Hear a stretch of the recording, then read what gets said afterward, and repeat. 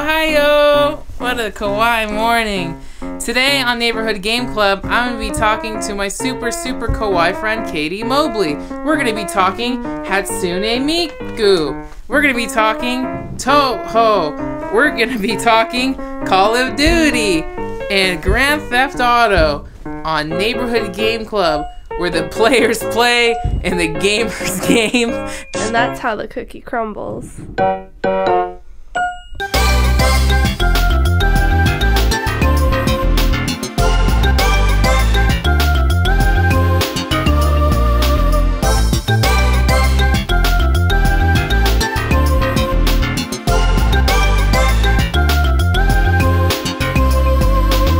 Hi, I'm Katie. I like anime and rhythm games and Toho, and this is my room. Ooh. You also like Hatsune Miku? Yeah, a Most lot. of your room is Hatsune Miku. Yeah. You also have this very beautiful body pillow. Is the other side of it inappropriate? It's not lewd. I made sure to choose one that wasn't lewd because I was a freshman in college when I bought it, and I didn't want my dorm mate to think weird things. My parents never allowed me to have video games as a kid, so when I was in high school, the first console I bought was a Sega Dreamcast. I got it on eBay for like $10 free shipping. And then a couple years later, I had a friend that knew I had a Dreamcast and I only had Crazy Taxi. So he donated to me he just gave me a box of games. I'm jealous because this is actually a pretty good collection. You have Marvel vs. Capcom, you have Egg, you have Capcom vs. K, Gundam. Yeah, he just handed me a box and he's like, here you go. And I was like, oh my God. Has that guy messaged you later back saying, give me my stuff back? No, not at all. I don't think he realized what he had because I think he got given it from another person and he didn't care about the Dreamcast. So he's like, I know you like it, so just have it. What if it was like cursed like Jumanji? What if he was just trying to get rid of it? God. Dreamcast is a system I love. I've talked about a lot on the shows. I feel like that was when Japan was at the height of making silly, fun games. They're all quick, arcadey, gorgeous graphics. Yeah, I think they're beautiful, and I just like the atmosphere that a lot of them have. It's very like playful and cheery, whereas like a lot of games now try to be gritty and like dark and scary. That's why I like the PlayStation a lot, is because I could buy these games. So I have Milky Holmes. Before Project Diva came out in America, I would import it for the PSP. I played this for like a year and a half. I think I have it platinumed. Like, this is all I played for a really long time. Which is your favorite of the three that you have? Probably this one, because it took the game that I already loved and made it prettier. Yeah. And then it added a ton of new songs, but it's really nice to go back to old favorites. And then most recently I have these Idolmaster games, and these box sets are each $100. So Idolmaster is an anime series, right? About idol girls? It started as a video game about producing idol girls, and it was kind of like, it's kind of strategy game but also rhythm game. And then it wasn't until 2011 that they had the first anime, and then from there they branched into mobile games, which is where this series comes from. And then this had an anime, and now it has video game. So they're kind of everywhere. What's in these giant packages? The game, which is just a game where you take pictures of the girls. I think they each have 8 characters in them, and all the trophies are just like, good job, you took a picture with this girl, and that was it. So it's really easy to platinum all of these. These really nice postcards. And then this is the Blu-ray, and it comes with a Blu-ray and a CD. Where do you import the games? What website do you use? I use AmiAmi, and I pre-order them like 6 months in advance or something like that. How often do they come out with a new set? Every 1 to 2 months. Oh wow, Jesus. Yeah. And then here's like a little booklet. It just shows you like the types of pictures you can take. It's just a lot of nice I wish things. like the Call of Duty games were packaged Yeah, nicely. and then they all come with an art book for the anime. So here are all your Toho figures. There's Marissa. I don't know any of the other characters. What the hell is this tiny midget one right here? It's a fairy. It's a fairy? Yeah, this girl Alice has little dolls and fairies. There you go. Idolmaster. Tons of Hatsune Miku. You have 2 shelves. There's 1, 2. Which is your favorite Hatsune Miku figure? Out of all of them, it's the one up there, actually. Oh, all right, now that we've seen Katie's anime room, we're going to talk Toho, importing games, Hatsune Miku. Anything else? Whatever comes up. Call of Duty Black Ops 3! Welcome to the podcast portion of Neighborhood Game Club. I am here in Katie's room. This is Katie. Introduce yourself again. I'm Katie. That was perfect. We got Hatsune Miku here. She's live. Here. She's going to be answering all my questions. But before I get to Hatsune Miku, I'm going to be talking with Katie. You do cosplay, huge into anime, all of that. We've seen your collection. before getting into anime, what was your early playthrough with video games? Because you had a brother, right, who played video games? Yeah, my brother was always the one introducing me to games, but he was always into American stuff. But that sounds so funny. But like I said, my dad never let us have consoles or handhelds in the house, but for some reason we were allowed to have computer games. Okay. And my whole life I've only had Macs. So we had like the Mac version of Halo, and we would play online Halo on our computers. We had Stubbs the Zombie, I remember, was a really big one. And we had a lot of The Sims, and that was about it. Oh, and like Star Wars games, because they all came out on Macs. Which Knights of the Old Republic or different Star I had Wars Jedi Academy 2. Okay. That was which was like one of my favorites, because it was modded when you played online, so you could just fly everywhere. That one was really cool. And then, I don't know, my brother he had like a tactical game, like a board game that was Star Wars themed, I remember. It was a lot of watching my brother play and not really playing much myself, because he always was like, I want to be the one in control. So you finally bought a Dreamcast. How old were you when you got it? I was 16. 16. Was that your first was that your first experience with console gaming? I mean, we always went over, like my godmom had a PlayStation, which is how I played a lot of games, and then our babysitter brought over a Nintendo 64 and a PlayStation. Damn. And then the rest of like all our cousins, they always had all the newest stuff and like all the newest games and everything. So whenever it was like Christmas or any holiday party, we would always just be stuck up in the attic playing video games, because that was our only chance to play it, which is how we played like Super Smash Bros. And things like that. And then Grand Theft Auto was at my godmom's house. Yeah. And then my first rhythm game was at my godmom's house, too. What was the first rhythm game? It was Busta-Groove. Busta-Groove for PlayStation. Okay. That's one of my favorite games. I never played that one, but that was, like, more disco-themed, right? Yeah, it's really, like, a lot of the songs are funky and strange, but then there's, like, a capoeira one, and then there's like EDM kind of themed ones. It has a very strange cast of characters. Yeah. I've never played that. I think I had a demo disc for it once, but never. What was the controls? Was it like DDR where it was like... No, it was, if I can remember correctly, because I haven't played it since I was a kid, but I've watched videos, so I try to remember how it was played.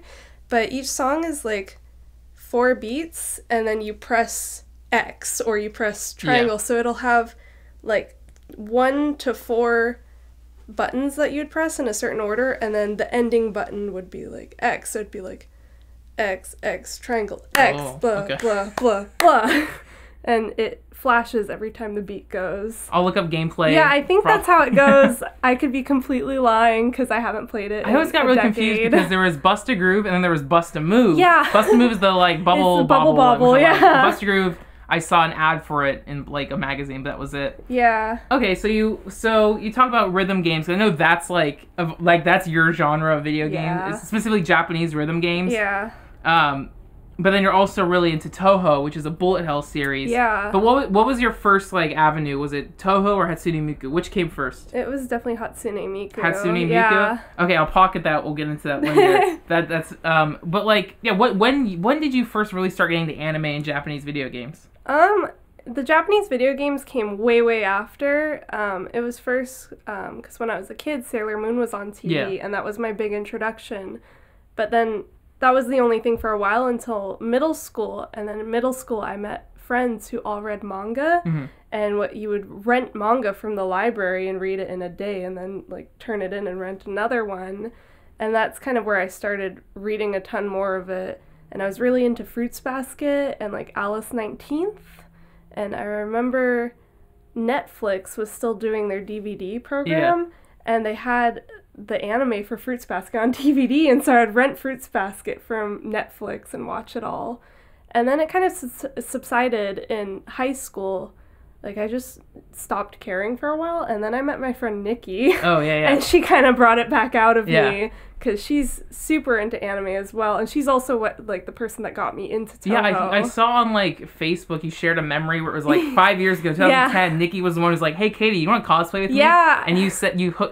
I feel like that was Morpheus giving you the pill. Yeah. You said yes. Well, it was something that I had always wanted to do deep down inside, because I've been going to WonderCon my whole life because it was in San Francisco. Yeah. And I had always seen cosplayers and really thought it was cool. And even as a middle schooler, I would dress up in the stupidest clothes I had and try to think maybe someone will take a picture of me thinking I'm a character. Yeah. And that's as far as I got. And then Halloween, my mom and I would always make costumes, and they were always very elaborate. Mm-hmm. But it really wasn't until Nikki said, hey, let's cosplay. What was the first cosplay you guys did? We did, I was Dokuro-chan from Bokusatsu Tenshi Dokuro-chan. No idea what any of that is. Which is an anime that got canceled mid-season because it was so completely awful. Yeah. But I love it. Okay, what was it called again? Bokusatsu Tenshi Dokuro-chan. Oh, there you go. We'll check that out. Yeah. Okay, so you got roped in by then. Yeah. How did you discover Toho?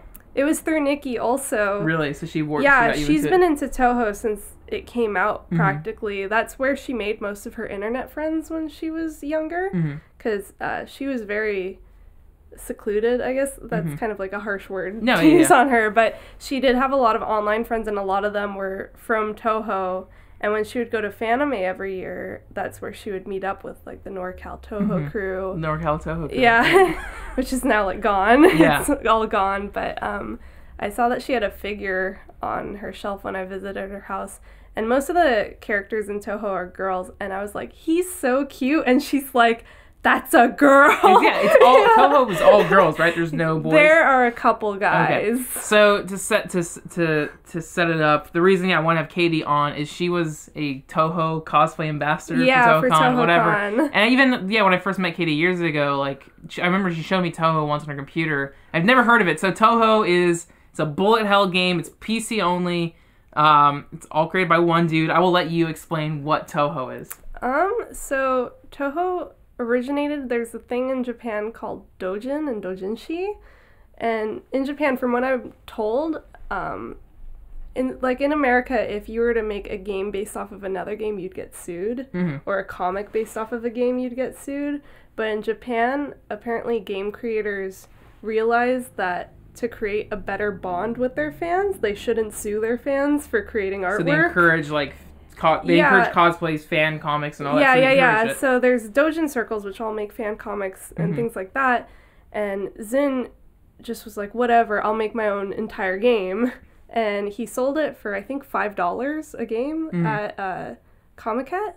And it just exploded because it was it was already this homemade IP, but because it's this free IP, people could just do whatever they wanted with it. And he was fine, yeah, he says as long as you don't copy his games, you don't port his games to an iPhone or a console without his permission, he's fine if you create a fan work of it. Oh, wow.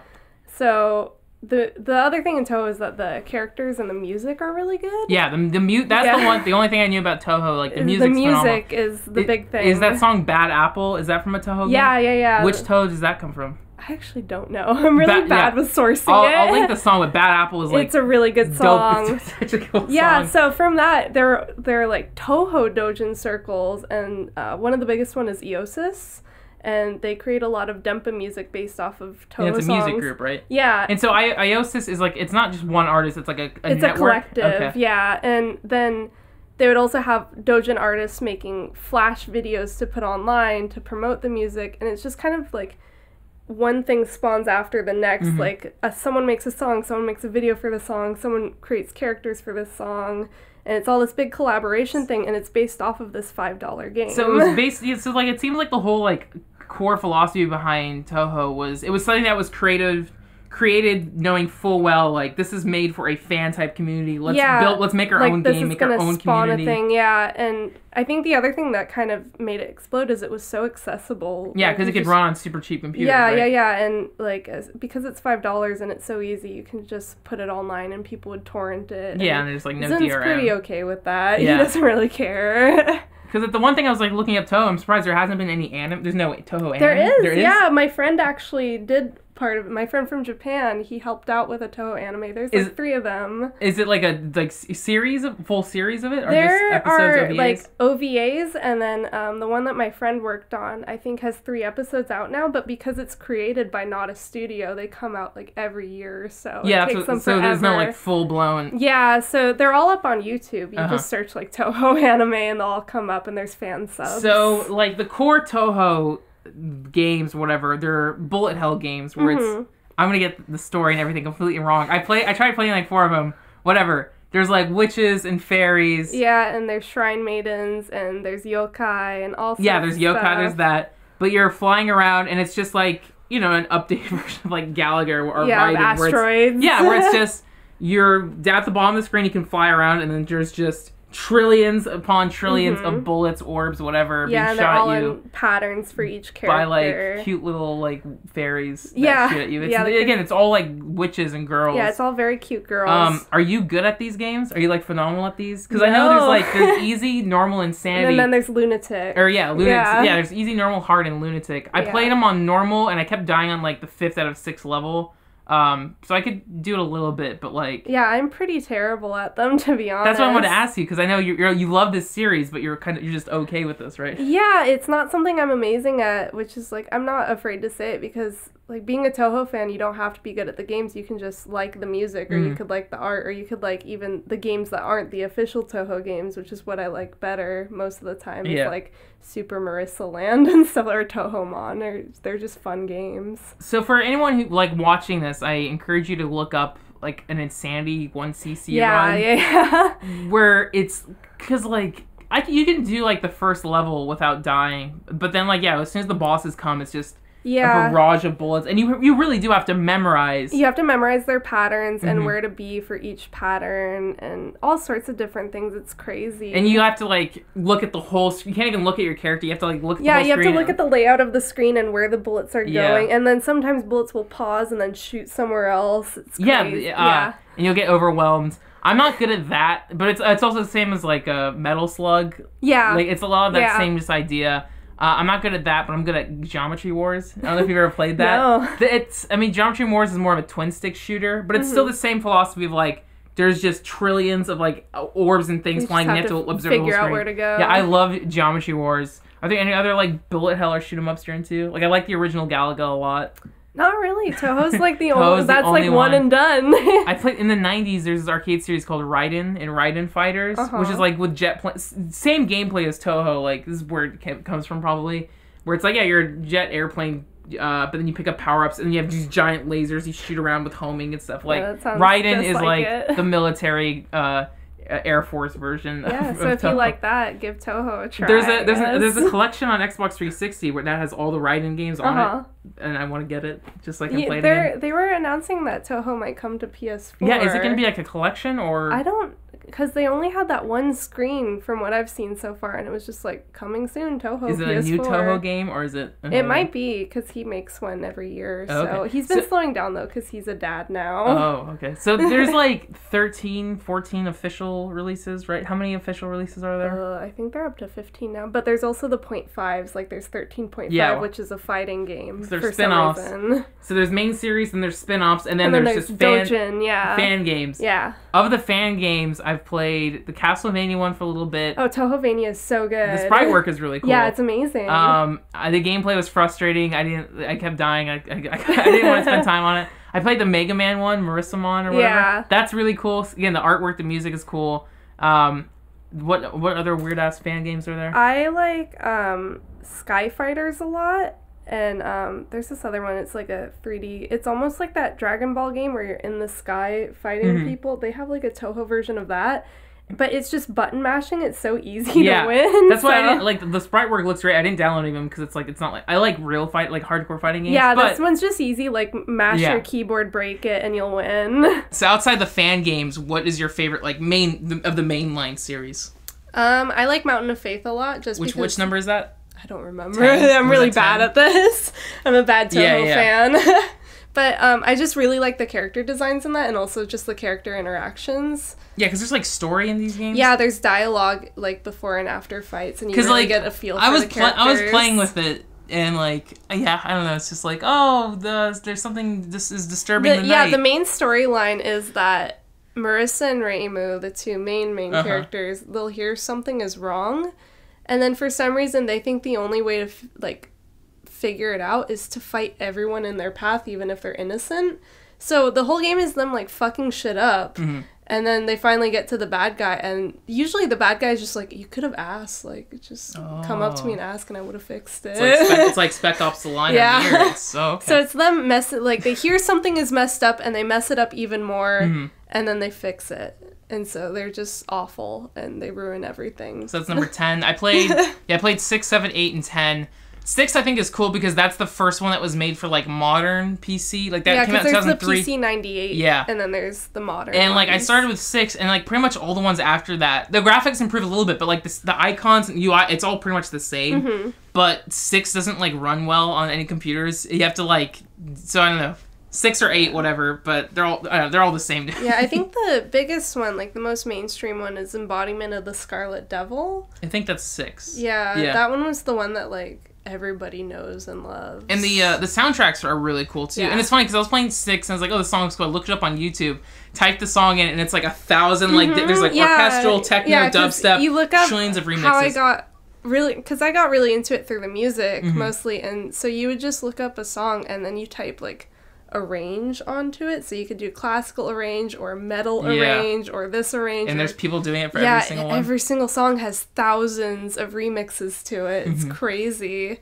And then when you think you've heard them all, there's more coming out every month. Are there reggae compilations of probably? Yeah. I wouldn't be surprised. So there's so Toho is just this thing I've never heard of. They're PC games, but they're not on Steam because they're independent DRM free indie games. They're they're indie games, but you can easily torrent or download them. Yeah.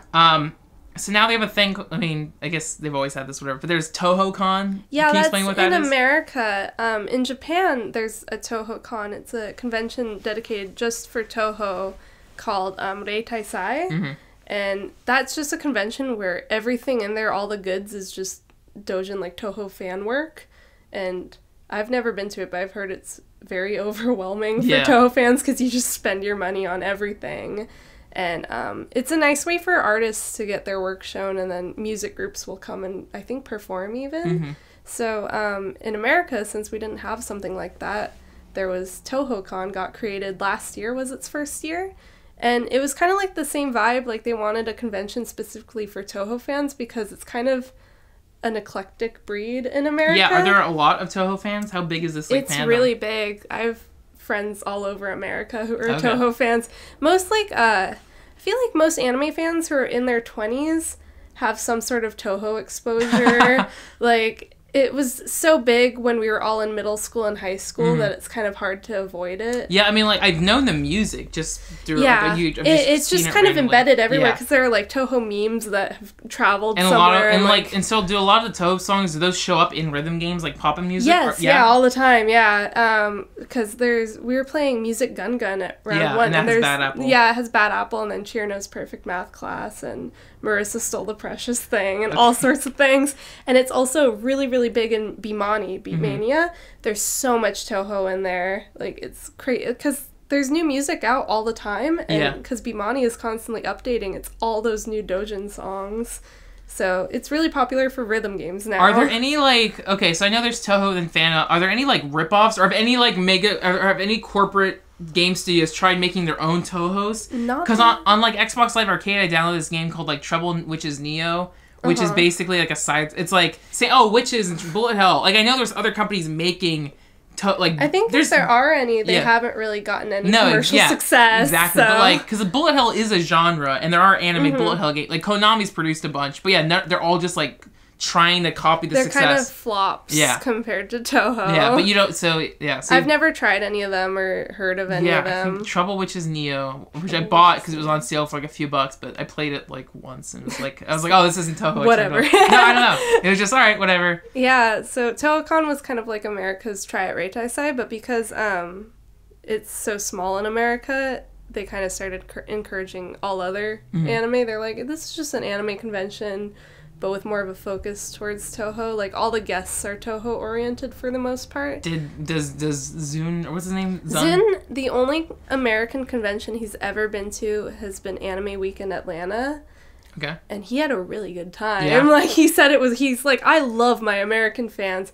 And he saw pictures from TohoCon this year, and he was talking about it. He's like, American Toho fans are so great. I'm seeing all these pictures, and I'm so happy. Wow. You hear that? All really you American good. Toho fans. You're doing great. I'm curious, though, if anyone watching this, like, I know there'll be random people on Tumblr and through you who are Toho fans, but anyone who are, like, regular watchers of Neighborhood Game Club, does anyone know Toho? I don't know. Katie's the one who introduced me to it. The music's dope, though. I guarantee people know the music. Yeah, if you look up just, like, if you're a fan of any sort of music, just look for a range of it, and it'll be great. So, your most famous, I mean, probably not, but, like, your most famous cosplay, at least the cosplay I think of, is your Marissa one. Yeah, that's the one that sparked everything. Yeah, so so again, you were into Toho for a while, and then you wanted to just, how did you said you got into cosplaying because, like, your mom would make costumes and go into WizardCon. Yeah.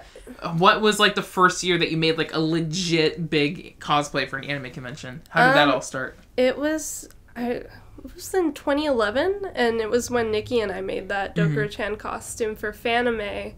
And then immediately after Fanime, they announced that Hatsune Miku was going to be playing at Anime Expo. Oh, yeah, that's right. And I happened to be on 4chan at the time, and it was right when tickets got posted. So I immediately bought 2 tickets for me and Nikki without knowing if we were even going to go, and immediately just started working on another costume. And that was the first costume I made by myself, because the first one my mom helped so much. Like, the jackets for those costumes are nicer than any of my current costumes, because my mom is a fashion illustration major, so she knows everything. And so the jackets for those are really nicely lined, and then you look at my next Miku costume, and it's all, like, fraying and awful, because it's the first one I ever did. So that's my first big one. And then, like, a year later was when that Marissa costume happened, and it just, like, exploded. And did you get a lot of praise, like, when you're at the convention floor? Yeah, I remember specifically you called me because we were going to meet up. You were in line, and I was like, okay, I'll head down. And then I was stuck in the convention hall for 30 minutes. Right, didn't you say it took you like an hour because we wanted your pictures? Yeah, it took me like 30 or 45 minutes because it was just like picture after picture, and then it's like this guy with a Steadicam is filming me, and then someone else with a Steadicam is filming me. Damn. And I couldn't get out of there, and my mouth hurt from smiling so much. I was twitching a lot. Yeah. And then after finally it had subsided, I called you and I was like, hey, are you still in line? And you're like, no, we're at the Mega 64 booth. We've been here for a while. Yeah.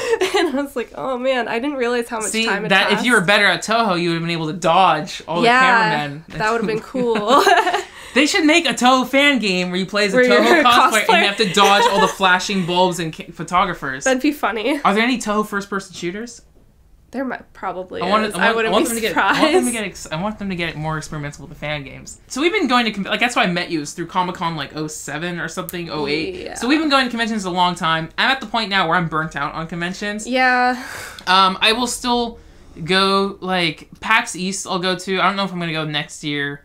Or the 2015. I don't know if I'm going to go next year, but, like, PAX East I'll go to because I have family in Boston. Mm-hmm. So it's, like, a fun way to do 2 at once. But, like, even Anime Expo this past year was, like, so overwhelming. Yeah. So I don't know. I think I'm just at the point now where I've been going to conventions for, like, 8 years, 10. I don't know. There was like, all right, I'm no, I don't have to do this anymore. Because I'm definitely going to a lot less this upcoming year, and I kind of told myself, like, don't go to any small conventions this year, because that's where I feel like I get the most burnt out on cons. Because for most of the small conventions, unless you know people, and especially, like, since I moved down here, it's so hard to meet new people. Like, I knew tons of people in the NorCal scene, but then down here, I know, like, Natalia and Chloe, and that's it. And then no one will introduce themselves, and then I'm too scared to introduce myself. So most of the smaller conventions here is just me sitting on a couch, like, on my phone the whole time in costume. So I'm, like, really uncomfortable because I'm in a ton of makeup and a wig and a costume, and I'm just sitting down, not doing anything, feeling sad for myself. I mean, conventions are fun. That's the whole point of conventions. If you go with friends, you have a great time. Yeah, that's why I like Anime Expo so much, is because there's always something to do. Yeah. Whether it's like a panel, or for me, a bunch of photo shoots, or hanging out at the booth, or whatever. There's always some place to go. Where at smaller conventions, it's so hard to keep busy unless you know everyone there, which I don't. There was a convention in LA, God, I don't know, 08 or something called, like, GameCon. It was a video game convention. I forget what it was called. it only lasted 2 years. I think Tommy Tallarico produced it, but it was trying to be like an E3 for the public. That wasn't PAX East, but it was some video game convention. Sounds really familiar to another convention. Yeah. And so we went, and there was a booth sponsored by Target where you could play Guitar Hero 3. Nintendo had Smash Brothers, which was cool, and there was like a Microsoft booth showing indie games, but there was like 5 booths and that's it. And it was like really barren, and was like, oh cool, all my friends bought weekend passes for this, and it was it was one day con. It was like a 20-minute convention. Like it was like you showed same thing with BlizzCon. The first time I went to BlizzCon, I like World of Warcraft, but I don't love World of Warcraft. So I showed up to BlizzCon, and it's like, oh, there's the WoW booth. There's the Diablo I've heard booth. if you're not there just to sit at a computer all day, it's really boring. Yeah, so I just got bored. But like PAX, I think is fun. But yeah, even after 4 or 5 years, you start realizing like, I mean, as a teenager, you don't recognize this, but now as an adult, you recognize that conventions. I mean, small fan conventions, that has a purpose, it's a community. But these bigger video game conventions, it's all just marketing. It's, hey, come pre-order this new game. Like, hey, visit the GameStop booth, pre-order this game. Hey, pre-order. Yeah. And then if you go to too many, it's like, okay, this game was at this convention, I already saw it. You start like overwhelming yourself on the cycle, and then it's like, there's nothing new here because I saw this like a year ago. It's so you just start running out of things to do. But then, yeah, I just got overwhelmed by the marketing where it's like, this is all just, like, even the people running the booths, they don't give a shit about the game. They're just hired. They'll go on, game companies will go on Craigslist and be like, hey, you'll get paid $400 if you want to be a representative at their booth at E3. So it's these people who don't even give a shit about the video game selling you this game. And then that's why it's funny, you always see like nerds going up and be like, oh, how is this? And the person operating the booth is like, they're just reading off their bullet list of PR notes. Yeah, they're just there to sell a game. And like, I think if you've never been to a convention, great, check it out. But yeah, I think by going after so many of them, I've just gotten burnt out. I don't think I'm gonna go to Anime Expo anymore. For me, part of it too is I don't have as much free time anymore, and so instead of going to an anime convention for a weekend, I'd rather just spend the weekend at home and actually watch an anime I've never seen before. Yeah, like, that makes sense. I barely have time to watch anime because of my priorities. So it's like, I'd rather just watch an anime instead of... see, like, for me, it's different because now these conventions are all, like, marketing and photo shoots and, like, exposure, almost, as bad as that sounds. But it's true. You really do, like, want to get exposure. Yeah, I mean, you're a cosplayer, so you have a goal to it. Yeah, and it's not even, like, casual cosplay anymore because now it's, like, I'm a cosplay ambassador and I'm doing all these things and, like... It's gotten a little bit crazy, and I know it's not even, like, the half of it if you look at people like Jessica Negri who do it full-time. It's insane. These conventions are, like, all you have, and then they become these fan meet and greets, too, and, like, all sorts of things, so it's kind of a different experience for me.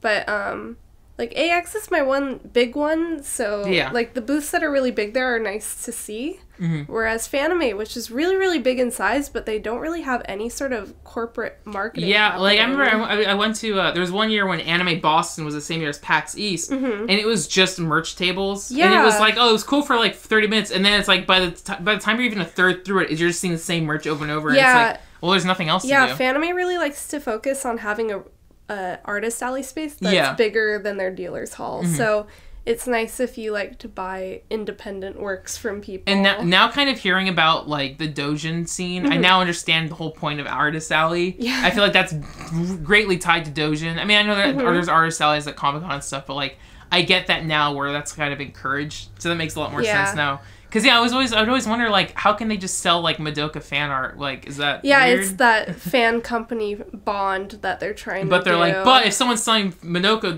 that means they'll still buy the main merchandise. Yeah. Or if they're, like, if you're selling a pirated DVD of the anime, it's completely different than if you're selling, like, a beautiful piece of art that you made. Because it's all about brand loyalty. So when they come out with a new Madoka movie, you're going to buy the brand new Madoka movie. Yeah, because they let you sell your comic book. But as far as conventions in the future, I don't know. I think if a ton of friends want to go to something that's fun, if something's free, I don't know, whatever. If it's free, if it's free.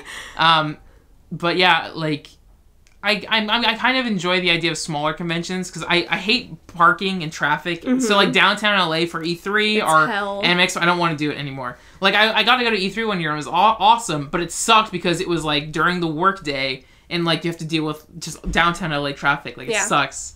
So, like, it's not worth it to deal with that just so you can see the new battlefields. That's kind of why I try to encourage people to come to Fanime, because it's in downtown San Jose, which, like, when it's not the working days, is completely dead. It's a dead area. It's right next to San Jose State, but not close enough to be, like, college town influenced.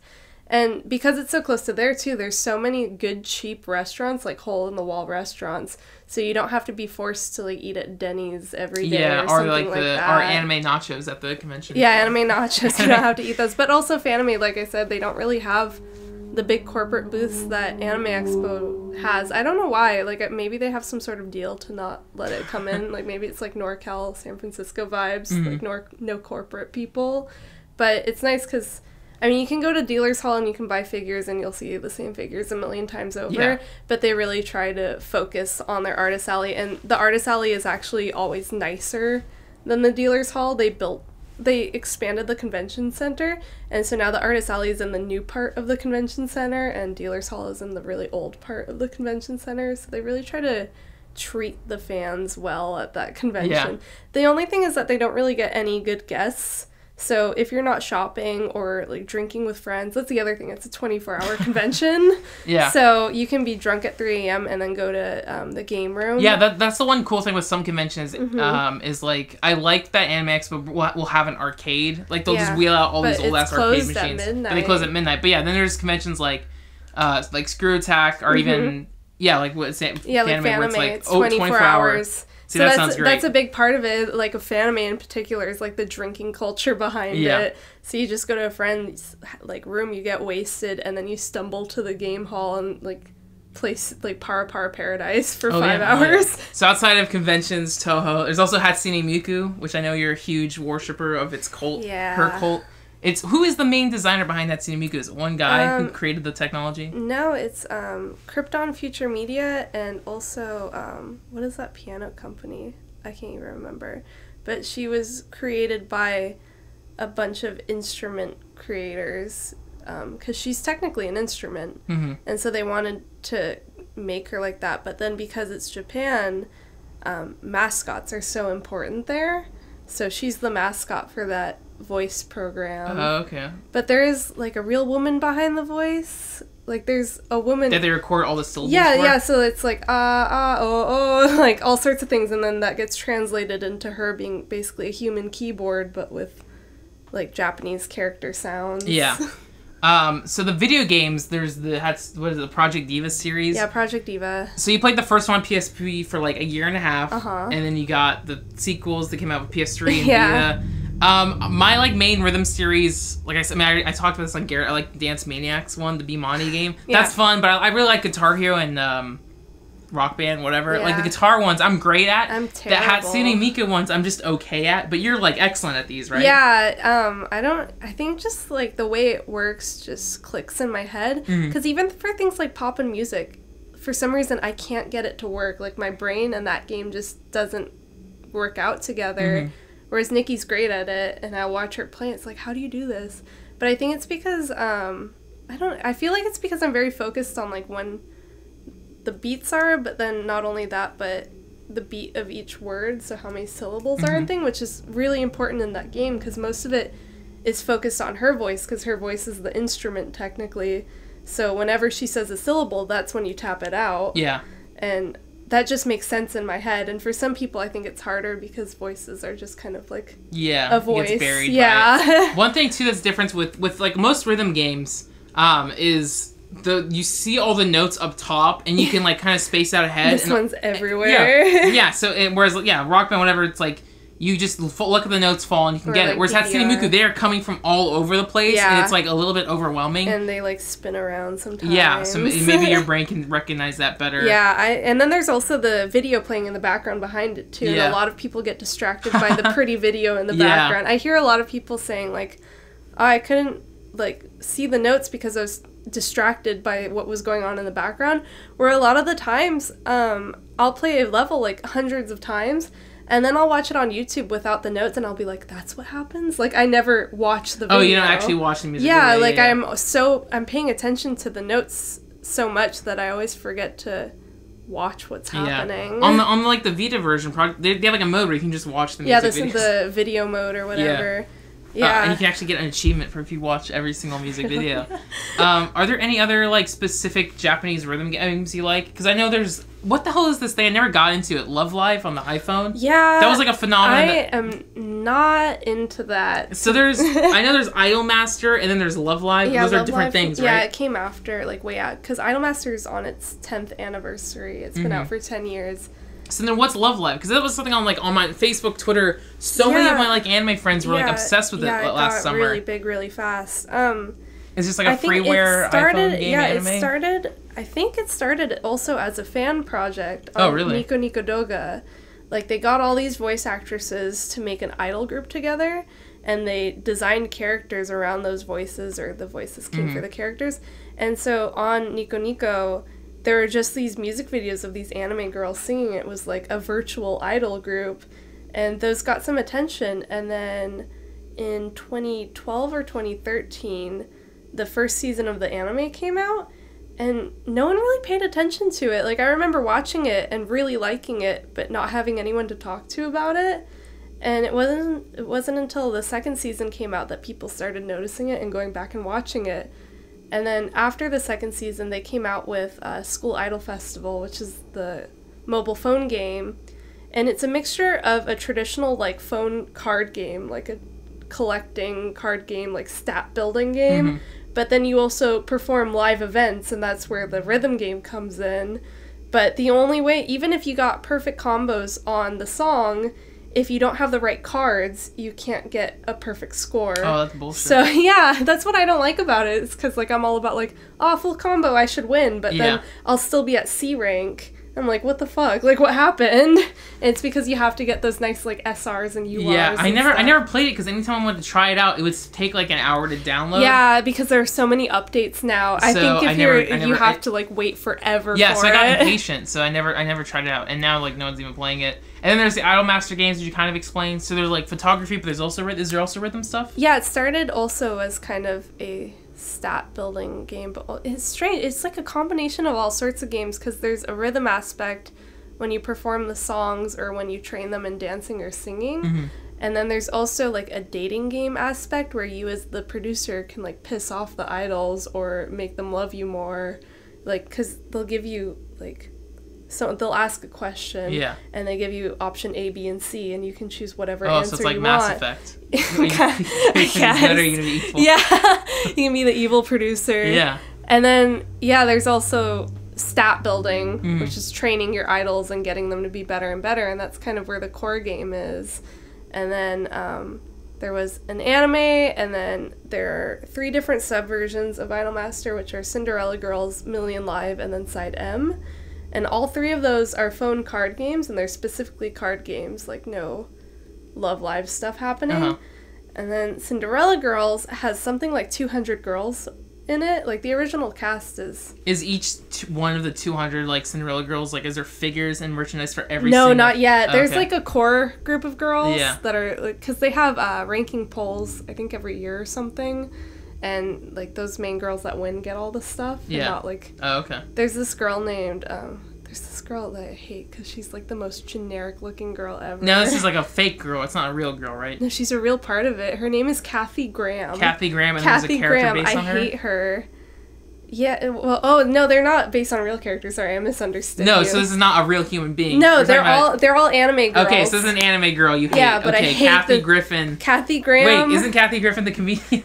She kind of looks like her. The character design looks like her. See, that's another subsection, whatever, this Toho, Hatsune Miku, I get that. Idol shit is, like, that's a whole nother... Yeah, there's we're just talking about the video game portion of Idol. Yeah, imagine, like, AKB48 Idol fans. is a whole giant culture, too. Yeah, it's crazy. I stick to, like, 2D mostly, or the small groups. Yeah, because, like, that's its own giant and then, thing. So there's this card game, Cinderella Girls, which got a lot of attention. And there's also CDs that come out for both the video game and then all these 3 sub-games. Damn. Like, CDs come out all the time. Collect special cards. Jeez, how do you keep up with all this? This is so overwhelming. I don't know. I think once you get into it, it's easy. I think, like, if you just, like, jump in, it's so hard, but I've been into Cinderella Girls ever since it got announced. Like, Nikki, again, sent me voice samples for my favorite character now, Anzu, and she's like, you'll love this character. She's lazy, and she's cute. And she sent me, someone had downloaded voice samples and put them online, and I was like, she sounds amazing. Jesus. Yeah. I don't know.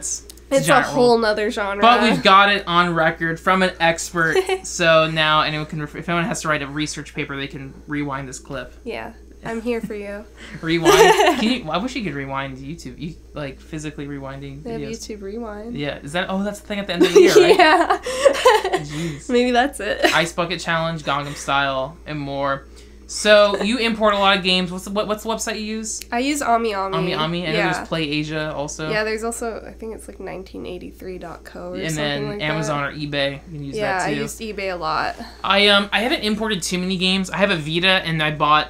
There's 2 games I got. Bullet Girls, which is a third-person shooter where you were playing like I think a high school girl, like in a typical schoolgirl outfit, and you are shooting other high school girls. And when you shoot these girls, their clothes rip off. That's like the Love Gun one, right? Maybe, yeah. Maybe that's what it translates to. But yeah, Bullet Girls, and yeah. So you're shooting these schoolgirls, and their clothes are ripping off, and you don't see their like nipples, but you see their bouncing boobs and bikinis and their panties.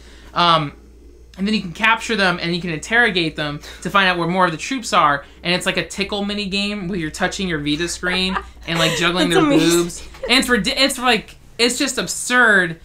I haven't gotten very far in it because it's all in Japanese, so I don't know how to navigate the menus. Okay. But like I played that first mission a few times, and it's just like, this is a weird fucking game. But I'm happy to own it, and I'm happy that it shows up on my PlayStation history, on my trophy history. Yeah.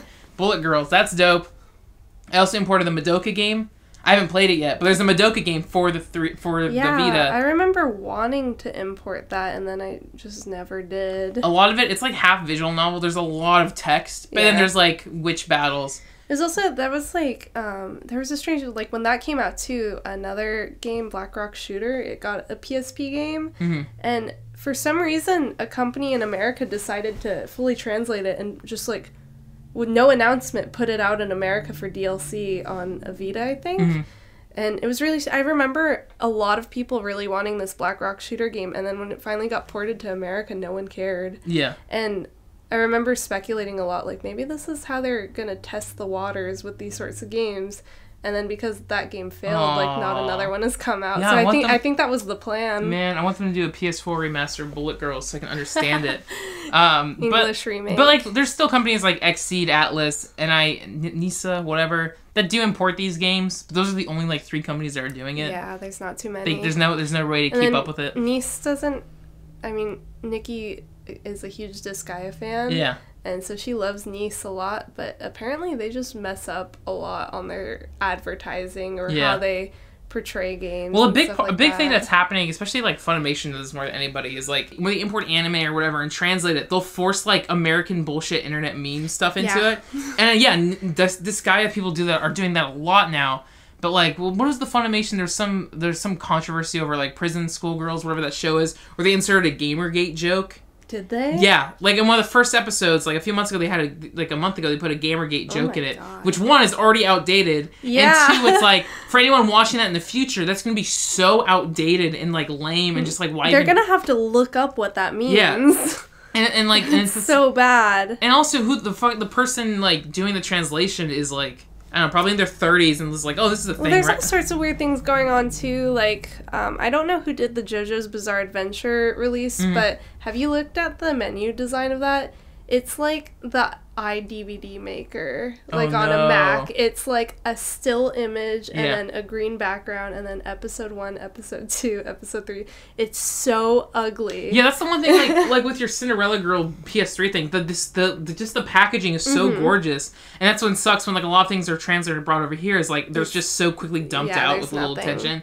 But yeah, like with NIS America Funimation, like it's annoying when they just cram this like meme humor on things. Yeah, and then I think another big thing is because dubs are big in America. Yeah. Because we've had this talk about dubs versus subs before, but some people just won't do subs at all. They just love dubs, and they'll only hire like the same 10 people, and I think people are getting so bored, and that's why who did it? Like the Supersonico dub, they just straight up hired Jessica Nigri to do the dub.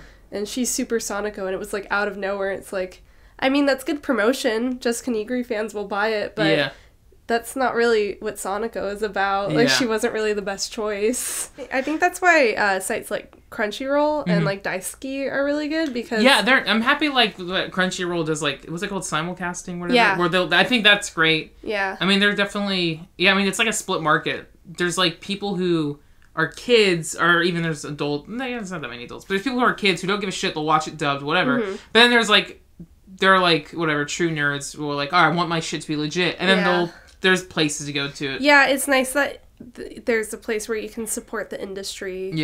But also not have to buy an ugly package. But just like, fuck, I'm so sick of like meme marketing. But I get it. Like, most of this is being bought by teenagers. It's for like high schoolers. I get, and like, oh god. If you look at, I mean, that's what a lot of anime conventions are anyways, high schoolers and junior high kids. Yeah, everyone's so young. And it makes me feel so old. Yeah, so to be like in our 20s complaining about like anime shit is like, alright, none of this matters. We can choose to not buy it. Yeah, but one thing I'm kind of happy is Dead or Alive Extreme 3, to give another update.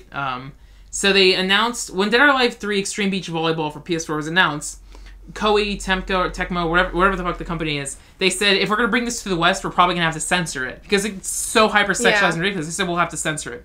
They announced that the Japanese release is going to have English subtitles and like French subtitles, and showing that's so good. They're basically making it so it's like, hey, just buy the Japanese, import region free. That's amazing. It's $130 for like the collector's edition, so I'm hoping they'll come out with the standard version. But yeah, so Dead or Alive 3 Extreme Beach Volleyball, February, you can import it. I'm very excited. That's amazing. I'm so glad they found a way around it. Yeah, so they're just like being like, fuck it, we're putting this out, and I can't wait for it. I'm very excited. But that means the sales in America are going to do so poorly. Yeah, well, at this point, I wonder if they're even going to release it. That's true. If the Japanese version sells so well. Yeah, that's what so much of it is about, though. That's why people are still testing the waters in America with all these things, is because it's all about sales. Yeah. But the same thing, if they don't put like care into this package, no one's gonna buy it. Or like, if they don't put any sort of advertising or promotion for it, no one's gonna know. Yeah, what is it? It's a term like self-fulfilling prophecy, where it's like, oh yeah, no one wants to buy these things, so let's just put this out. Well, yeah, no one bought it because you just put it out. If you have to like put in effort. Yeah, it's self-fulfilling prophecy. Yeah, that was actually a big controversy with the Love Live game. Is in Japan, the narrative is that you're a girl in an all-girls school, and a lot of the text is very, like, loving in, like, a more than friends way. And you're supposed to be playing a girl, so it's not pandering to men. It's supposed to be girl loving a girl. And in America, they translated it so that it's very male-female centric. And it actually got, like, it was such a big controversy that the people doing the translations had to release a statement like, oh, we were really doing our best and blah, blah, blah. And then finally they had a huge update. They overhauled all the text, and now it's finally back to the original, like, I like you as a girl. Like, we're both girls here, right? Oh, yeah, so fixed it. Yeah, so they finally fixed it, but it wasn't until the fans were like, hey, we translated the original Japanese one, and that's not what it says. I'm hoping, like, as we get closer to VR, I'm hoping that we will have, maybe within 30 years, technology will spike so exponentially that we'll be able to have Google VR chips where we can understand Japanese and read it. Don't they have that thing where you can speak into your phone and it'll I mean, there's like an iPhone app where you can just put it up to the screen and it'll translate it. But, I mean, like, hey, 10 years from now, 20, 30 years from now? Maybe even 5 years from now. Tomorrow. Maybe Apple will announce it. They'll announce it tomorrow. I don't know. We'll see what happens. Or maybe we'll grow up and we'll outgrow these juvenile interests. That could be a possibility, too. Yeah, I always wonder what's going to happen with all this stuff. I don't know. Like, will I just donate it? No, I'll take it. I'll take all the cute. Put it in a museum. That's another part of really Japanese games, is just, like, cuteness. I think that's the big thing that attracts me, is I've always loved cute things, and then this just makes my room cuter. Yeah, like, fuck, yeah, Western games, it's not cute. It's just, most like, Western big, things just aren't cute in general. Yeah. Like, if you look, like, at American mascots, they're so ugly. Well, a biggest distinction between, like, USA and Japan, or even, like, Japan and Korea, is, like, in Korea and US, it's sex sells, where it's, like, it has to be so sexy, like, this is, like, not Britney Spears, because that's outdated, but you know what I mean? Like, it has to be, like, very, just, like... Kim Kardashian is the beauty icon Yeah, very, in very sexy, whereas in Japan, their whole culture is kawaii. It's kawaii culture, where it's, like, it's cute. I mean, like... Some stuff is sexualized, but it's still on the surface. It's cute. Still, like, young, youthful cuteness. But, yeah, whereas here is America, it's just so, like, it's so high. It's, like, macho and just, like, I don't know. It's strange, but Yeah, even I was watching an Ariana Grande music video, and she's a very petite girl, and she looks young. Like, she looks very influenced by, like, K-pop style. Yeah. And all the comments on it are like, what is this 7-year-old doing trying to be sexy? Yeah. What the hell? So, like, if you don't have any sort of curves or anything in America, it's like, people make fun of you because you're not the epitome of this, like, voluptuous woman. Yeah. Well, it's a double-sided edge, because I consider myself sexy, too, so, you know, it's... Yeah, it's all about how you perceive It's things. all you perceive. I'm cute. I'm sexy. I'm cute. I'm sexy. I'll criticize it, but I'll openly take any compliments I can get too. So yeah. But I want my Japanese games to be cute. They can be sexy too. I'm not saying don't be cute dead or and alive sexy extreme. That's all I want. That's the point of it.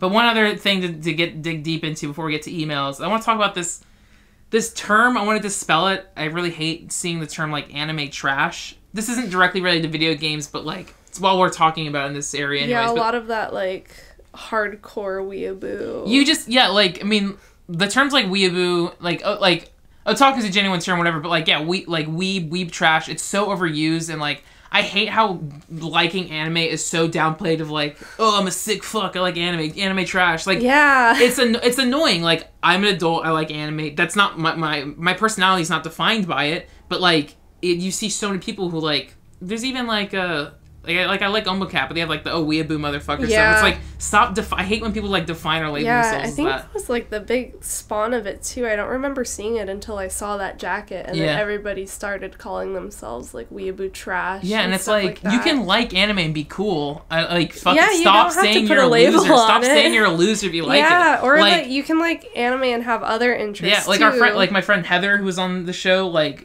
Heather Campbell has seen more anime than anyone else. Yeah, and you would never I know. tell. Exactly. Because she doesn't fucking wear sweatshirts that say weeb trash shit word on it. Like, I don't know, just, fuck. Yeah, I almost like to try, because it's so big now it's popular now to be into anime. Like, half of Hot Topic now is just anime merchandise.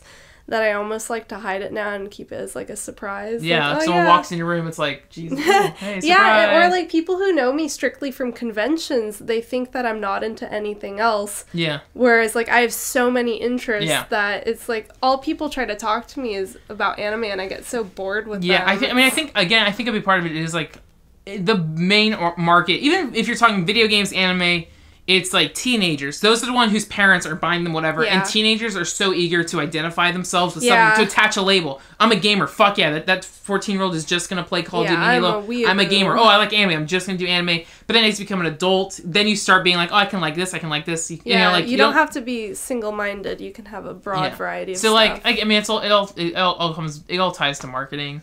But, I mean, there's no marketers. But, like, Funimation does kind of play into the whole weeb trash thing. Like, just that whole, like, slimy, like, overtone of it. Like, they posted something for Evangelion the other day. It was like, hey, Shinji, get in the robot. We're coming out with Ava 3.3. And it's like, stop fucking most pandering. of marketing is memes. Stop condescending. I hate it. It's really strange. But, again, the teenagers will... Actually, no, I don't think anyone liked that tweet. All the tweets were like, ew, this is gross. Stop that. But, whatever, you gotta speak. Leet speak is out. You gotta get hyphy with the teens. Hyphy is way out. You gotta get lit. You're from NorCal. Yeah, hyphy died a long time You know all about getting hyphy. Yeah, that's one of my other interests besides anime. I'm into getting hyphy, getting lean, getting sick with it. Yep. I remember finding, like, a MySpace group called Sick With It. So, get Sig with it. I'm gonna bring Sig with it back. Yeah, you gotta. And you spell it's like SIKWID. Sig with it. Sick with it. I want everyone to get Sig with it. Hey, anime, get sick with it. Yeah, no, I'm not anime trash. I'm Sig with it.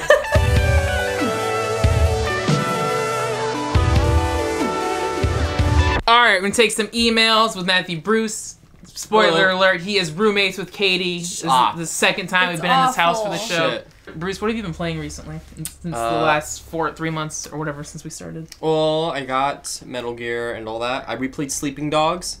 Yeah, that's a good game. The game is still great, and I just bought Alien Isolation. Oh, yeah. That game's spooky. That game's terrifying. I don't think I'll beat it, I but... hate scary games, and so I'll only watch them play it. I can't do it myself. Is it a unique story, or is it, like, are you replaying events from the other Alien games? No, you play as Ripley's daughter. Okay. And it opens with this is after the events of Alien, and you go on this mission because, like, hey, we think we found your mother's audio logs, so we might find the location to your mother.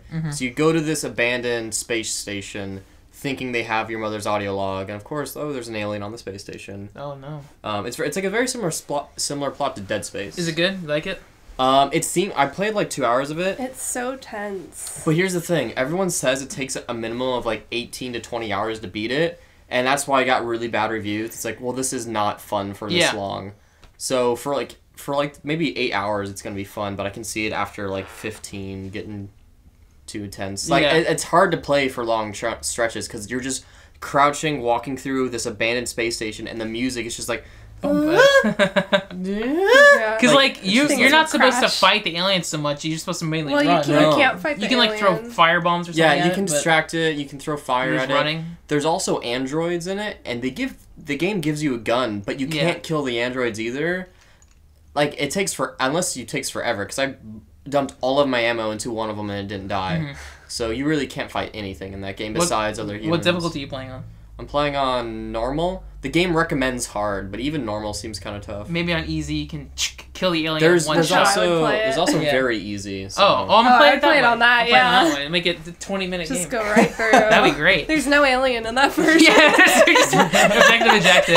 Oh, here's the audio log. Let's go. You said you're excited for Black Ops 3. Are you gonna get it? Not right away, but usually I get Call of Duty after Christmas. Okay. Well, because that's when it gets a little cheaper, and I really liked Advanced Warfare, and I played the Black Ops 3 beta, and I really liked it. I still like Call of Duty. I look at some gameplay footage of Black Ops 3, and like, I haven't played those games in a while. That like I might be down. So when you get it, let me know. Yeah, like I got Advanced Warfare after Christmas, and I got it for $40 after Christmas. It's so like fast now. It's ridiculous. It's awesome. Insane. Well, even Black Ops 3 is a step backwards. Oh, really? Because in Advanced Warfare, you have an exosuit, so you can just jump and dash everywhere. Where in this one, you can dash and stuff and wall run, but you can't like openly dash midair and stuff like in Advanced Warfare. Advanced Warfare was really, really fun. I really liked that game. The last one I got really played was like, I think Black Ops 1. So that's what, 4 years ago? Yeah, I played Black Ops 1 and loved it, and then I did not play any of them. Then I got Advanced Warfare, and I'm back into it. What's your favorite Call of Duty? Ghosts. Is there a Toho Call of Duty? They should. Alright, email comes from Keaton.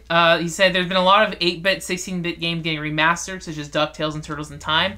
So his question is, what classic game would you like to see remade? He wants to see a remake of Shatterhand for Nintendo. So you can't pick that one. Okay. That was the first one. For me, like, what I really want to see, Rodrigo and I talked about this, The Punisher that Capcom made, this beat 'em up in 96, where it's like Final Fight, it's a 2D beat 'em up, but like you have guns and machine guns and knives and there's blood. Like, so graphics are great. I want to see that. I don't need a remake, but I want like that ported. But it's by Marvel, and like Marvel is since Disney bought it out, they're so protective that they wouldn't release that. But like I do want like a Capcom beat 'em up collection, because outside of Final Fight, there's like Captain Commando, Cadillacs and Dinosaurs, Aliens vs. Predators. They made so many ridiculous beat 'em ups, and it's like those were only arcade only, never on any consoles. So I want a collection.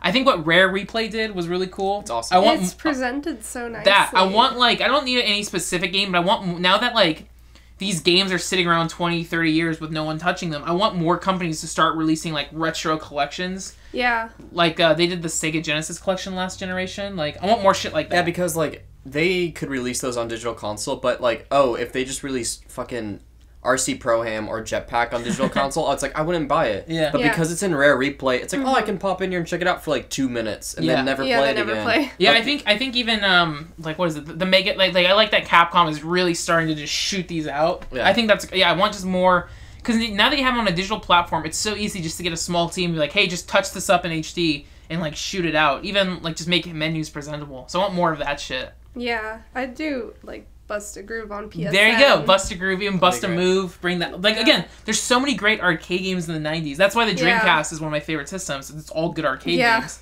So I want like, if any of those came remastered. Just port all that shit. Yeah. And Sega. I think there was like, I remember looking up Bust a Groove PSN, and there's like a forum post online of just one guy that was like, "Why isn't this out yet?" I think Bust a Move like 4 or something's on PSN. Bust a Groove though. Oh. See, you missed this out. We got there's Bust a Move, which is the like disco. The Bubble Bobble. Bust a Move is Bubble Bobble. Shit. Bust a Move is the Puzzle Bobble puzzle game. Yeah. And then Bust a Groove is a rhythm one. Okay, we'll quiz you at the end. Yeah. All right. I'm sorry. Tom asks, "What's your favorite Grand Theft Auto radio station?" He says he likes Emotion from 98.3. From Vice City. He likes driving around and listening to power ballads. He also likes KDST from San Andreas, the rock one where Axl Rose is like a washed-up rock star. Whenever I played Grand Theft Auto, I only beat Grand Theft Auto 5, and I played the other ones here and there. But whatever the character was listening to when they got in the car, that's what I listened to. Oh. I never changed. The only time I changed the station is when it was the talk show, because I don't know why, but I fucking hate the talk show in Grand Theft Auto. For me, Grand Theft Auto 3, my favorite radio station as like an 11-year-old kid was Chatterbox. It was the talk show. Yeah, I can't. But again, I was like 11, so like that was the humor was perfect. Loved it. Same thing in Vice City. But by the time I came to San Andreas when I was like 15 or like when I was older, I was like, this is like that's what I like about the Grand Theft Auto games is like the humor is very juvenile, but that's what's funny is having this contrast. Yeah. But yeah, by the time like with San Andreas, even 4 and 5, like I didn't listen to the radio stuff at all. I was like, I didn't care. But Vice City and 3, loved it. Vice City on its own, it's all 80s music. Like Vice City Seagulls, looks really cool. Even you have a regular Xbox. Get like the Xbox port of it. Yeah. The Vice City, the whole soundtrack is great. It's like the Scarface soundtrack. It's all this great 80s music. Yeah, if they did like an HD collection of Vice City and all that, I would love to play that game. Yeah, so did they ever put out just playlists of all the radio stations? Or? No, I remember these soundtracks for the games. They did, yeah. They're huge. Yeah. Really? Yeah, I have the soundtrack to Grand Theft Auto 5, and it's like 3 discs. Oh my god. You could also just YouTube it, Napster it. Yeah, I feel like it'd be smart to just upload them in playlists somewhere, like on iTunes, just like download like this radio's playlist. Yeah, I think, God, I should do that from Vice City. But also like the commercials were always really funny. But yeah, I had the MP3 of Chatterbox, and I would listen to it. Oh my god. I burnt it. It fit on a CD. I burnt it onto a CD, and I would listen to it. And it was funny. It was really, really funny. If I played those games when they were out when I was like 13, I probably would have loved it. Yeah, Chatterbox, Laszlo, very great. Another person, Garrett, sent an email saying he liked how we talked about Time Splitters with Spencer Connor. He played Time Splitters 2 and Future Perfect. He was wondering who your favorite character to play as in multiplayer was. Did you ever play Time Splitters? I did. I played it at my friend's house on their GameCube, but I don't remember any of the characters. Time Splitters, like they looked. I miss first-person shooters like that. Yeah, like really crazy. They're fun. Like I mean, it was a lot of the people who did GoldenEye made Time Splitters, and it was very cartoonish. Like it still kind of looks good today because it was a cartoonish art style. But yeah, the multiplayer aspect of it was like I think you had 150 characters to pick from. You could be like a monkey, a cyborg monkey, a cowboy monkey. A Chinese chef, like any NPC in the game you can play as a multiplayer. And like because those games was time traveling, every level was a different like time period setting. So you had so many radically different like eras fighting against each other. But yeah, there was a lot of unlockables. Those games are so fun. I think there was an indie team making like a port for PS4, but like because it was indie and it wasn't officially licensed, that like fell apart. Yeah. I really want a Time Splitters HD collection. I might just flat out buy those again and play through them again. But yeah, I liked playing as the monkeys. All of those are tight. He also asked, what's your favorite game with lots of unlockables? The Tony Hawk games have tons of characters. Yeah, that was really fun. I mean, you can unlock like Darth Maul, Wolverine, Shrek, like all this bullshit. Dark Souls. Because it's not really unlockables, but because there's so many weapons and all that. What I liked when I first played Dark Souls is that like, even though it's overwhelming how many weapons you're getting, it's like, what the fuck is this weapon? I'm gonna use this weapon for a couple hours. And I liked how there were so many hidden weapons and unlockables. Yeah, because like that game, I guess you're right. Because that game has a lot of secrets where it's like unless you specifically know what to do or how to craft it, there's so many different pieces of armor, and like each one of them has a use. Yep. Like I've only played those games. I'll get like one weapon that upgrade a lot, and that's the only weapon I'll use. But like I'll go on YouTube, and there's so many different like attack styles that I've never tried. There's some crazy weapons in that game. I beat Dark Souls twice. And I played the first time I played was just that super heavy character. And then the second time I was like, you know what, I'm going to try going magic. I want to try doing more spells and all that because I want to be more nimble. And it's crazy how much that game changes depending on like the class you're playing, depending on what weapons you're carrying. And that's one of those things that I never really thought about like until I played Dark Souls. Like, why is everyone so into these games? It's because like, these games like change so much just based on the weapon you have. That's why even going to Bloodborne was really different for me because through Dark Souls I always used a shield. I was so slow paced with it, and then going to Bloodborne was like so damn rapid.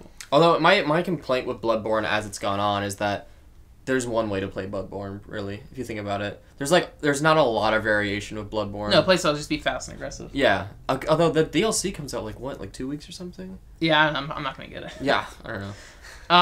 The Tekken, oddly enough, Tekken and Virtua Fighter, these games have like modes where you can unlock like costumes for your characters. So that's something I like. I know like the rhythm games have that too. I just like lots of unlockable costumes. Yeah. Because you could take, especially with like Tekken, you could take these serious characters and dress them up like really light and cute. Like Dead or Alive has great costumes. And again, a lot of those are Japanese games. Yeah, I think Dead or Alive's got great costumes. What? Oh, it's true. Yeah. Bikini pack. Yes. Yeah. It's like good costumes. It. They're great costumes. Zack you can dress Zack as like an alien or like he has like latex suits. I think there's a $100 costume pack for Dead or Alive 5 on PS4. I'm not kidding. I think it's like $100. There is. I think all of them are really expensive. Yeah, well, you have pay to be for a true good quality. Treat your ladies right. Take them out on a date. Throw some money down. That's They'll treat you right. That's how it feels. Though. Like when you unlock it, it's like I'm gonna make you pretty. Like you deserve spend some this. money. Give her a present. Play with her better. Jared has an email. Do you have any good stories or memories that took place during a launch of a game system or during Black Friday? Any good like waiting I never did Black Friday. I did Black Friday a couple times, but it's nothing really it's nothing exciting. I went to the store, I picked up the game, and I went home. Shit. Yeah, my mom's I never You didn't get trampled? I've always gone to Black Friday really. Because what happens is I used to work for Old Navy, and so I would work Black Friday, and I would have to be at work by 10 p.m. on Thanksgiving. Oh, that sucks. And Walmart, which is right next to my work, opened like at 8 or something on Thanksgiving. So what I would do is right before my shift, I would just go to Walmart, and if you go there like 2-3 hours after they open, there's no line. It's not that crazy in there. So I just literally I would walk in and pick up the game and go. Although one time, I do have a story. Is I went with actually Rob. He and I and my friend Chris went to Black Friday, and I bought some games, Chris bought some games, and Rob bought the Blu-ray collection of the Ninja Turtle movies from the 90s. And we went back to my house. He's like, oh man, I really want to watch these. I'm like, yeah, I don't know. And then Rob just put them in my PS3 and started watching them. And I was just like, why are we watching the Ninja Turtle movies? And I had to go to work, so I left my house with Rob and my friend still watching Ninja Turtles. I don't know when they left. Maybe they're still there. That rumor has it. They're still there. Yeah, I never do Black Friday. I'll just order shit on Amazon. There's nothing I ever need. That's how I do it. Like, I feel like Black Friday shit, it's always like, oh, save money on pants or a TV. Like, I don't give a shit. Yeah, my mom's very, like, anti, and she's not into materialism at all, so all the time she's like, why would people do this? And I think that's ingrained in my head now. Yeah, no, I just don't get it. I'd rather be asleep. And if I need something, I'll get it. I don't need to wait for a sale. Yeah, whenever I need something, I just buy it. I don't wait for the best deals for things. I'm not, like, very thrifty in that way. It's just like, I need it, I'll buy it. Also, it's not worth to wait in line or anything like that. Although, now that I buy a lot of clothes, Black Friday's nuts. Because a lot of the brands I'm into, they'll do a really big Black Friday sale. And so, on Black Friday, now, like, what I get on Black Friday is a lot of companies will put, like, $60, $70 shirts on sale for, like, $40 or something like that. So, a lot of brands I'm into will do, like, everything in the store is 30% off, but it's all online, so I don't have to really go anywhere. So, that's the only thing I look out for on Black Friday now. Because I feel like with video games, they go down in price so rapidly. Yeah. Like, I want to play it Until Dawn, but I didn't want to pay $60 for it. It'll be like $30 in like a week. It's $40 now on Amazon. It'll be cheaper by Black Friday. Man, if you just wait 6 months, games are already half price. Yeah, or if you wait the day after Halloween, all that candy is like... That's the best deal. Yeah, it's really good. Josie and I got $10 of candy for $1 at CVS. Oh my God. So that's probably my best launch story. Butterfingers and Almond Joy. Have you guys ever been to a launch of a console? Yeah, for Wii. I never went to any launch. That's it. They always just kind of looked... And then everything else, pre-ordered, like PS4, pre-ordered, I just pre-ordered all that shit. Yeah, I got, like, my PS4 and everything, like, maybe a month after it launched. I've always gotten everything, like, a decade after it comes out. I don't like going to midnight launches, because it's always at GameStop. The last midnight launch I went to, I think, was for GTA 5, and it was awful, because it was, like, there was a DJ there blasting dubstep. Hell yeah, that sounds great. It was just a bunch of fucking nerds, like, I hated it. And when I was buying GTA 5... Would you like to pre-order any games? And it's like, I'm never... Shut up. I don't like it. Yeah, it sucks. So, Amazon, that's my tip. Yeah, just buy it online. Avoid everything. And then Alex has a question. He asks, have you played Nier or any of the Drakengard games? He asked, "What are your thoughts?" And he said he was very excited when Nier 2 was announced at E3 because he feels like barely anyone's played these games. You own Nier, but you haven't played it yet, right? Yeah, I bought Nier like 6 months ago. I bought it when the sequel was announced, and I knew I have like 3 or 4 friends who have played Nier and really liked it. And eventually, maybe during Christmas break or something, I'll plow through it.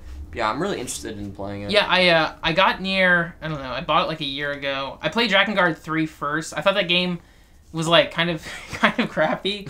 It doesn't look that. The graphics suck, but like it's hack and slash, and I like hack and slash. And you're playing as like a little like girl, so it's kind of cool. You're playing as a cute girl, whatever. Good endorsement. Yeah, but like I don't know, it's whatever. But Nier is fantastic. It kind of does like the Spec Ops thing, where like when you beat it, it reveals this whole new like path kind of, where it's like, oh, look at it from this perspective, and it totally changes everything you've done.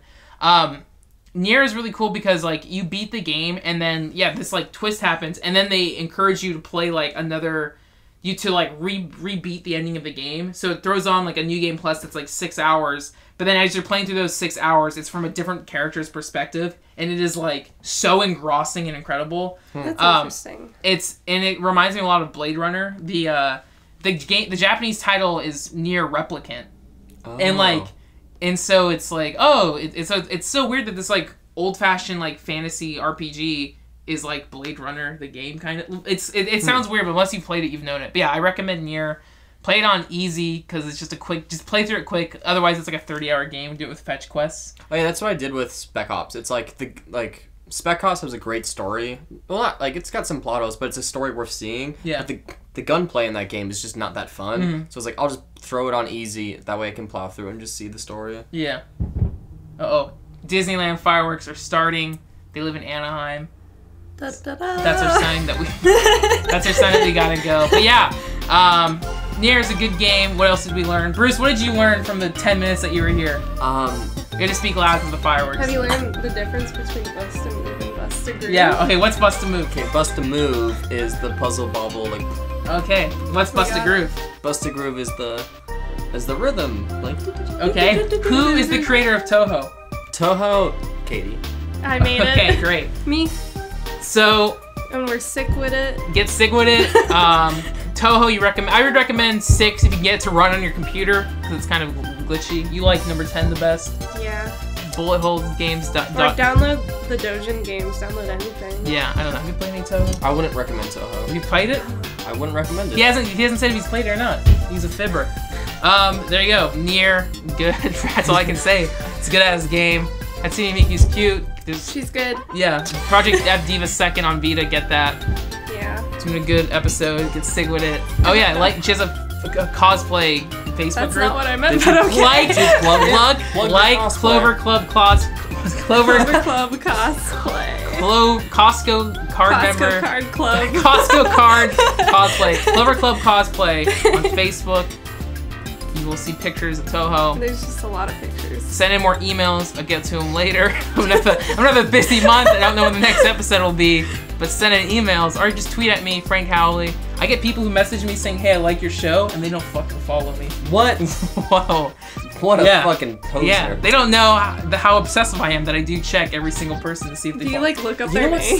sucks? When you're on Instagram, this happens to me a lot. And someone will like 10 photos And then they they don't They follow fucking you. bounce out. And it's like, hey, what the fuck? You're What really happened? cute. Why don't you just stick around for a little bit? Stupid. I can't believe it. There you go. That's My something least to get favorite. inside your head. There's not a worse feeling in the world than that. Not even death. Say Costco. Costco.